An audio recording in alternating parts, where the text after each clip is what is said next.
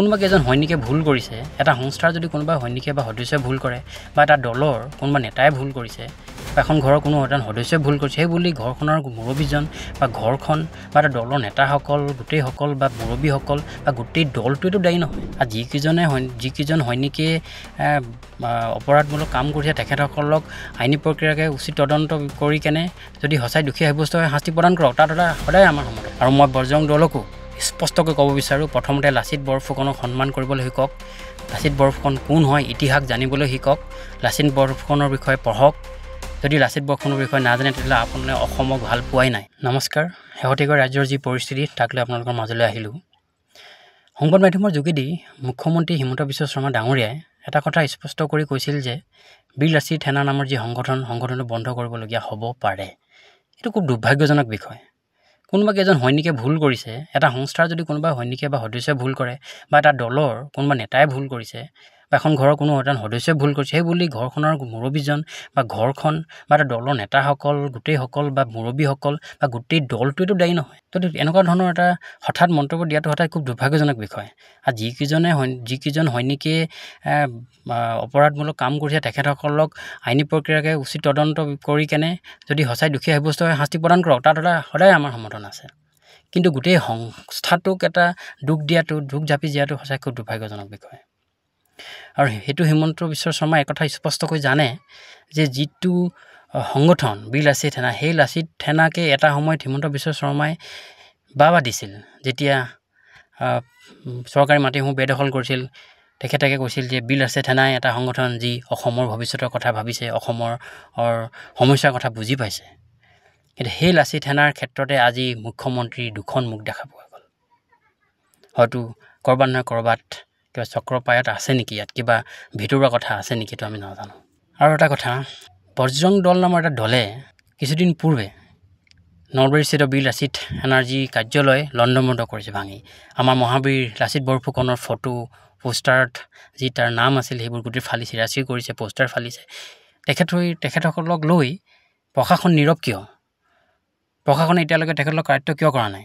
গতিকে সদৌ টাই আহোম ছাত্ৰ সন্থা কামৰূপ জিলা সমিতিৰ তৰফৰ পৰা আহ্বান জনাইছোঁ, অতি সোনকালে তেখেতসকলক কাৰ্য কৰিব লাগে আৰু শাস্তি প্ৰদান কৰিব লাগে। আৰু মই বজৰং দলকো স্পষ্টকৈ ক'ব বিচাৰোঁ, প্ৰথমতে লাচিত বৰফুকনক সন্মান কৰিবলৈ শিকক। লাচিত বৰফুকন কোন হয় ইতিহাস জানিবলৈ শিকক। লাচিত বৰফুকনৰ বিষয়ে পঢ়ক। যদি লাচিত বৰফুকনৰ বিষয়ে নাজানে তেতিয়াহ'লে আপোনালোকে অসমক ভাল পোৱাই নাই। অসমৰ প্ৰতি আপোনালোকৰ যদি সঁচাই মৰম আছে, লাচিত বৰফুকনক অনুসৰণ কৰক, তেখেতক শ্ৰদ্ধা কৰিবলৈ শিকক।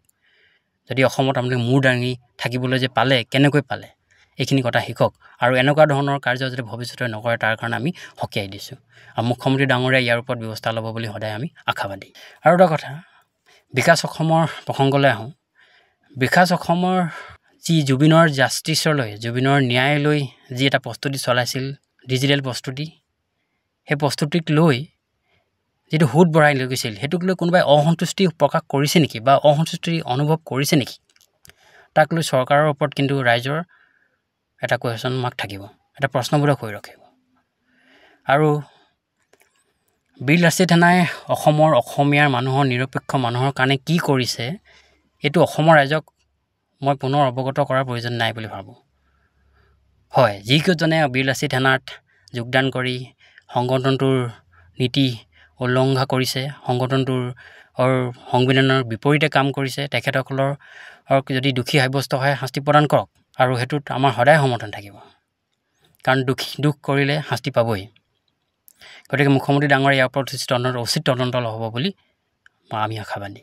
আৰু জুবিন দাৰ ক্ষেত্ৰত যি ন্যায় অসমৰ ৰাইজে সন্মানীয় মুখ্যমন্ত্ৰী ডাঙৰীয়াৰ ওপৰত যি আস্থা ৰাখিছে, যি বিশ্বাস ৰাখিছে, আজি 40 দিন ওপৰ হ'বলৈ হ'ল।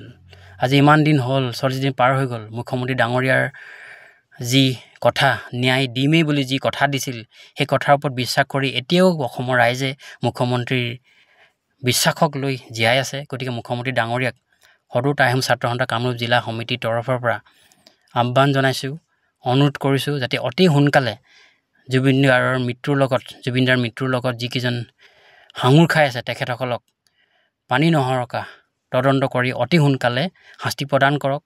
আৰু অসমৰ ৰাইজে আপোনাক যেনেকৈ মুখ্যমন্ত্ৰী এজন প্ৰভাৱশালী মুখ্যমন্ত্ৰী হিচাপে ভাবি আহিছে আৰু ভৱিষ্যতেও যাতে আপুনি পুনৰ মুখ্যমন্ত্ৰী গাদীত বহে আৰু আপোনাৰ মুখ্যমন্ত্ৰী হিচাপে বিচাৰে সেই কথা আপুনি প্ৰমাণ কৰি দিয়ক কাৰণ আপোনাৰ এই ন্যায় অসমৰ ৰাইজৰ প্ৰতি যে আপুনি কাম কৰিছে সেইটো প্ৰতিফলিত হ'ব গতিকে আপুনি পুনৰ সেই ন্যায় দি কেনে আপুনি অসমৰ প্ৰতি যি ভাল কাম কৰিছে অসমৰ ৰাইজৰ প্ৰতি যি ভাল কাম কৰিছে অসমখন উন্নত কৰালৈ যি কাম কৰি গৈছে সেই গতি যাতে বিৰল থাকক তাৰে কামনা কৰিছোঁ ধন্যবাদ জয় অসম জয় জুবিন দা